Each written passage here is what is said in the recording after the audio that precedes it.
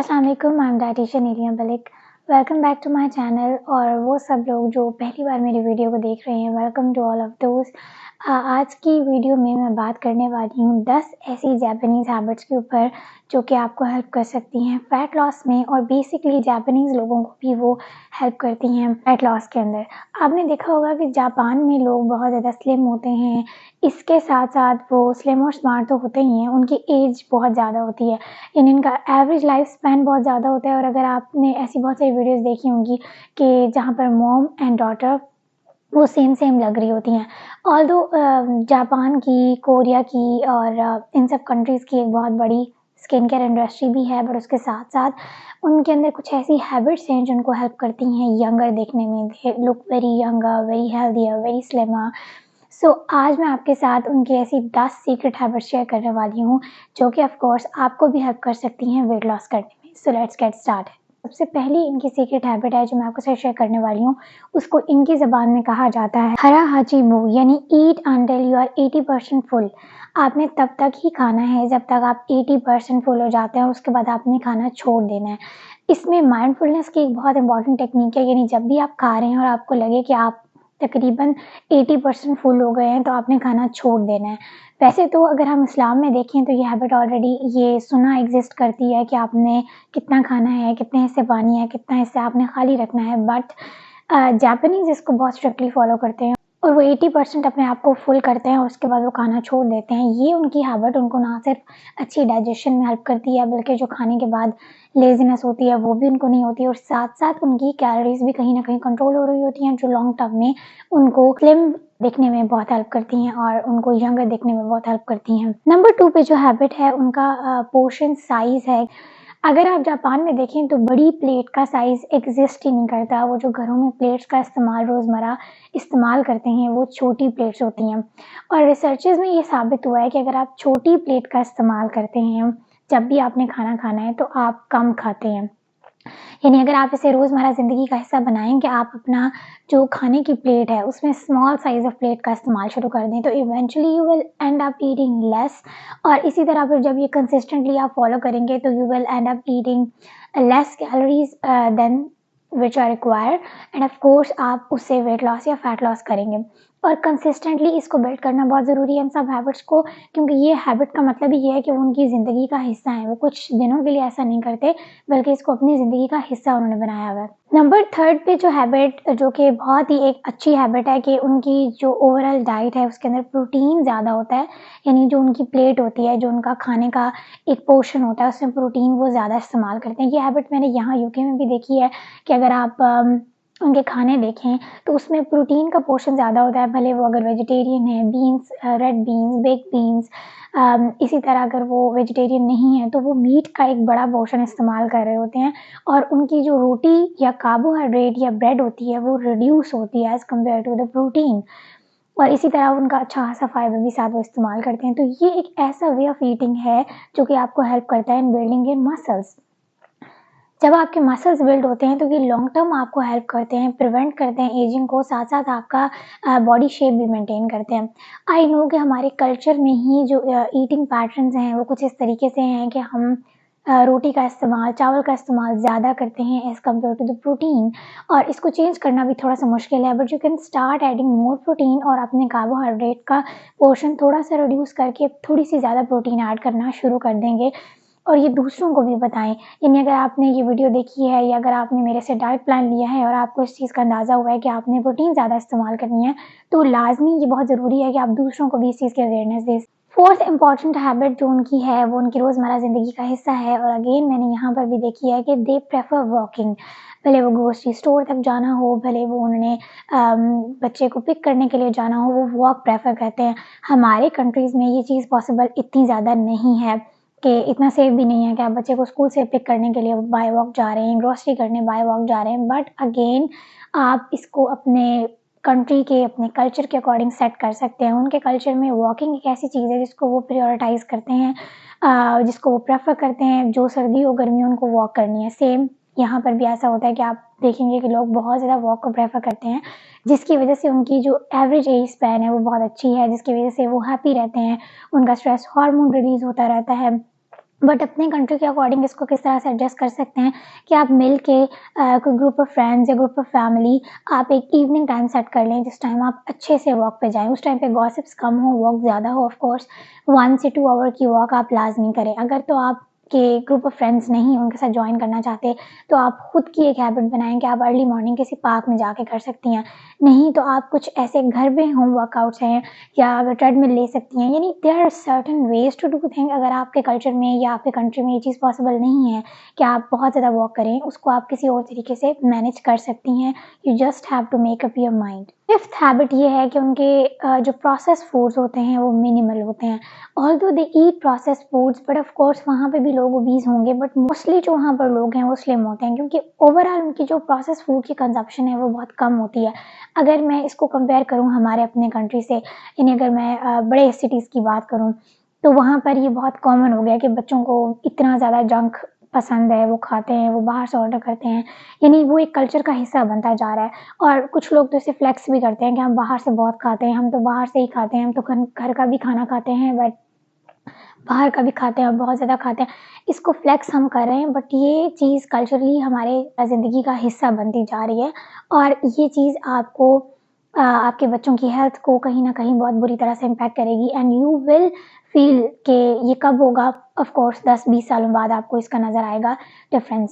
Sixth एक ऐसी habit जो कि मुझे लगता है कि एक ऐसी हैबिट है जिस पे ज़ोर इतना नहीं दिया जाता बट वो अगेन हमें इस्लाम से ही आती है कि एक फ़िक्स मील की टाइमिंग हो। जापानीज़ लोगों का एक फ़िक्स रूटीन होता है जिसमें वो अर्ली मॉर्निंग उठना प्रेफ़र करते हैं। उनके पार्क्स में बहुत रश आपको नज़र आएगा क्योंकि वो वॉक और एक्सरसाइज़ करना पसंद करते हैं। इसके साथ-साथ उनकी जो मॉर्निंग का ब्रेकफ़ास्ट होता है वो फ़िक्स होता है कि इस टाइम पे करना है और एक स्पेसिफ़िक टाइम पे वो डिनर करते हैं। यानी उनकी मील टाइमिंग फ़िक्स होती है। इट कुड बी लाइक वो ऊपर-नीचे हो सकती है डिफ़रेंट रूटीन्स की वज़ह से बट वो उसी 1 से 2 घंटे के दरमियान रहती है रादर देन कि आप कभी भी डिनर कर रहे हैं, आप लेट नाइट खा रहे हैं। तो ये सब चीज़ें उनकी लाइफ़स्टाइल का हिस्सा हैं जिसकी वज़ह से वो स्लिमर एंड यंगर नज़र आते हैं। सेवेंथ हैबिट जो जापानीज़ लोग डेली फ़ॉलो करते हैं ऑन डेली बेसिस कि वो सॉफ्ट ड्रिंक्स की जगह या डिफरेंट अदर ड्रिंक्स की जगह वो ग्रीन टी का इस्तेमाल करते हैं। यानी अगर आप यूके में देखें तो लोग ज़्यादा ब्लैक कॉफ़ी, ब्लैक टी का इस्तेमाल करते हैं व्हिच इज़ गुड अगर उसको एक नॉर्मल बैलेंस अमाउंट में लिया जाए। बट यहाँ पर जापानीज़ लोग प्रेफ़र करते हैं कि वो ग्रीन टी का इस्तेमाल करें। जैसे टर्किश लोग प्रेफ़र करते हैं कि वो टर्किश टी का इस्तेमाल करें। तो बेसिकली ग्रीन टी में पॉलीफेनोल्स होते हैं जो उनके मेटाबॉलिज़्म को बैलेंस आउट करते हैं और उनका मेटाबॉलिज़्म स्लो नहीं होता। वैसे भी ग्रीन टी के बहुत सारे हेल्थ बेनिफिट्स हैं जिसको वो एन्जॉय करते हैं बिकॉज़ ऑफ़ दिस हैबिट कि वो दूसरी ड्रिंक्स की जगह ग्रीन टी का इस्तेमाल करते हैं। अब हमारे यहाँ जब आपको ये पता चलता है कि ग्रीन टी जो है वो हेल्प करती है, उसके और बहुत सारे यानी उसमें एंटीऑक्सीडेंट्स होते हैं और उसके बहुत सारे हेल्थ बेनिफिट्स हैं और डिफरेंट ग्रीन टीज़ के डिफरेंट बेनिफिट्स हैं, तो लोग उसकी ओवर कंज़प्शन करते हैं। So it's very important to maintain a balance. जब भी आप इस किसी भी नई हैबिट को या किसी भी नई चीज़ को अपनी डेली रूटीन में ऐड करते हैं, सो पहले उसकी कंज़प्शन कम से स्टार्ट करें और फिर उसको आपने ओवर कंज़्यूम नहीं करना। 8th इम्पॉर्टेंट हैबिट जो जापानीज़ लोग फॉलो करते हैं वो है माइंडफुल ईटिंग। माइंडफुल ईटिंग वैसे तो ये भी होती है कि आप अपने एक जो बाइट है उसको 20 टाइम्स च्यू करें और आप माइंडफुल रहें कि व्हाटएवर यू आर ईटिंग। लेकिन जिस तरीके से वो इसको फॉलो करते हैं वो ये है कि वो विदाउट एनी डिस्ट्रैक्शंस यानी टीवी, मोबाइल फ़ोन्स के बगैर इसको प्रैक्टिस करते हैं। यानी अगर इवन बच्चों में ये शुरू से डेवलप करते हैं कि जब खाना उन्होंने खाना है तो एक फ़िक्स रूटीन होती है, एक फ़िक्स टाइम होता है, एक फ़िक्स प्लेस होती है, जहाँ पर वो खाने को लिंक करते हैं किसी एक ख़ास जगह के साथ। बच्चों में भी कि जब आप खाना खा रहे हैं तो आप कोई और एक्टिविटी नहीं कर सकते, यानी आप उनको टॉय नहीं दे सकते, आप उनको फ़ोन नहीं दे सकते, स्क्रीन नहीं दे सकते, ताकि वो उस खाने के न्यूट्रिएंट्स को एन्जॉय करें, उसके टेक्सचर को फ़ील करें और उसके बेनिफिट्स को अच्छे से एन्जॉय करें। अगर हम अडल्ट्स में देखें, ये जो इनकी माइंडफुल ईटिंग की प्रैक्टिस बचपन से डेवलप की जाती है कि आपने जब भी खाना है, अगर आपने जापानीज़ स्टाइल टेबल देखे हों, डाइनिंग टेबल, तो वो ज़मीन पर थोड़े से होते हैं यानी फ्लोर पर होते हैं। वो वहाँ पर खाना पसंद करते हैं और उस टाइम पे वो कोई डिस्ट्रैक्शन पसंद नहीं करते। ये हैबिट उनको ना सिर्फ हेल्प करती है उस खाने के बेनिफिट्स को एन्जॉय करने में, बल्कि कहीं न कहीं ये उनको ओवर ईटिंग से जो है वो प्रोटेक्ट कर रही होती है, जिसकी वज़ह से फिर वो अपने आप को ओवर ईटिंग से बचाते हुए एक लंबे टाइम तक के लिए ओवरवेट नहीं होते और उनकी एज का जो लाइफ स्पैन होता है वो अच्छा होता है because they are not over eating. वो अपनी भूख का एक हिस्सा रख कर खा रहे होते हैं। द रीज़न अगेन इज़ कि वो अपना सारा जो टाइम है वो खाने पे कंसंट्रेट कर रहे होते हैं। और यहाँ पे एक और चीज़ जो उनके अंदर डेवलप की जाती है कि you don't have to rush to eat your meal. For example जल्दी जल्दी अपनी खाना नहीं खाना। अगर खाने के लिए एक टाइम मखसूस है तो उस पर वो फैमिली डिस्कशंस हो रही होती हैं, फैमिली टाइम स्पेंड हो रहा होता है और साथ वो खाना खा रहे होते हैं, जिसकी वजह से वो खाना बड़े आराम से और स्लोली खाते हैं। तो उनकी जो च्यूइंग होती है उस खाने की वो भी बहुत अच्छी होती है, जिससे उनका जो बेसिकली ब्रेन का जो सिग्नल होता है जो आपको बताता है कि आप फुल हो गए हैं, वो भी प्रॉपर्ली काम करता है। और वो एक प्रॉपर टाइम पे जब वो वाकई में फुल हो जाते हैं खाना खाना छोड़ देते हैं, जिसकी वजह से वो ओवर ईटिंग से बचते हैं। नाइन्थ इंपॉर्टेंट हैबिट जो कि वहाँ पर बहुत ज़्यादा प्रैक्टिस की जाती है वो है मील्स को बैलेंस आउट करना। यानी हमारे यहाँ तो ये ट्रेंड अभी आ रहा है, बहुत सारे डाइटिशियंस इस चीज़ को अवेयर कर रहे हैं कि आपकी प्लेट किस तरह से नज़र आनी चाहिए, उसमें फाइबर भी होना चाहिए, उसमें कार्ब्स कितने होने चाहिए, प्रोटीन भी होना चाहिए। बट वहाँ पर ये चीज़ बड़े लंबे अरसे से प्रैक्टिस होती है कि उनके मील्स बैलेंस होते हैं, यानी वो कार्बोहाइड्रेट का भी एक पोर्शन रखते हैं, प्रोटीन का भी रखते हैं और सैलेड का भी रखते हैं। इवन इन ब्रेकफास्ट ऐसे जापानीज लोग अपने ब्रेकफास्ट के अंदर भी अच्छी अमाउंट ऑफ फाइबर का इस्तेमाल कर रहे होते हैं, which is a really good thing because fibre उनके गट हेल्थ को प्रोटेक्ट करता है, उसको हेल्दी करता है और जिसकी वजह से वो ज़्यादा देर फुलफिल भी रहते हैं। 10 और लास्ट हैबिट जो कि जापानीज लोग फॉलो करते हैं वो ये है कि उनका लाइफस्टाइल ओवरऑल बहुत एक्टिव है। For example if they are going to pick up their child from school, वो बाय वॉक जाते हैं, या उन्होंने ग्रोसरी करनी हो तो वो चलना प्रेफर करते हैं। साइकिलिंग, स्विमिंग, ये उनकी आम लाइक उनके कल्चर के अंदर, उनकी रोज़मर्रा रूटीन के अंदर ये चीज़ प्रेफर की जाती है कि आप वॉक करें, साइकिलिंग करें, फिजिकली एक्टिव रहें। और वहाँ पर कुछ इस तरह के रिसोर्सेज भी प्रोवाइड करती है गवर्नमेंट उनको कि वो चलना वगैरह जो है उनके लिए आसान है। बच्चों को बच्चे भी इवन वॉक आराम से कर सकते हैं, बाहर भी अगर आप एज ए वुमेन भी वॉक कर सकती हैं। सो इसमें उनकी ऑफ कोर्स उनके ओवरऑल इन्वायरमेंट का भी बहुत रोल है। बट अगर आप इस हैबिट को देसी इन्वायरमेंट के अंदर अपनाना चाहती हैं तो आप वैसे ओवरऑल एक्टिव रहें। यानी जब हम लोग मोस्टली बैठ कर कोई काम कर रहे होते हैं या ड्रामा देख रहे होते हैं, ज़्यादा देर बैठे रहते हैं, तो कोशिश करें ज़्यादा देर बैठे रहें। अगर आपका काम ऐसा है, स्टूडेंट हैं, तो हर 20 to 30 मिनट्स की ब्रेक लेकर थोड़ी सी वॉक करें, तो उससे आप थोड़ा सा एक्टिव रहेंगे। यानी छोटे छोटे स्टेप्स अपने कल्चर के मुताबिक, अपने एनवायरनमेंट के मुताबिक आप सेट कर सकते हैं जो आपको एक्टिव रहने में हेल्प कर सकते हैं। इवन कि ये भी चीज़ वहाँ पे बहुत कॉमन है कि वो लोग जो उनका वर्किंग डेस्क होता है वो स्टैंडिंग वर्किंग डेस्क बनाते हैं ताकि वो ज़्यादा देर खड़े रहें। Even it is coming with a treadmill, जहाँ पर वो काम भी कर रहे हैं साथ ट्रेडमिल भी कर रहे हैं। तो ये चीज़ें उनको ओवरऑल हेल्प करती हैं उनके लाइफस्टाइल को एक्टिव रखने में। तो आप अपने एनवायरनमेंट के अकॉर्डिंग छोटी छोटी हैबिट्स को सेट करते हुए एक्टिव रह सकती हैं। अब जैसे कि समर है तो आप ऐसी छोटी छोटी हैबिट्स बना सकती हैं, जैसे अर्ली मॉर्निंग वॉक पे जाना, डिनर के बाद 20 मिनट्स की वॉक पे जाना, लंच के बाद घर में ही 10 से 20 मिनट की वॉक करना, ये आपको हेल्प कर सकता है। सो ये हैबिट्स इनकॉर्पोरेट करने से आप भी अपने फैट लॉस को स्पीड अप कर सकती हैं, फैट लॉस कर सकती हैं, आपकी एजिंग स्लो हो सकती है, you can look younger in your 40s और 50s, जो कि आपको ये सब चीज़ें हेल्प कर सकती हैं।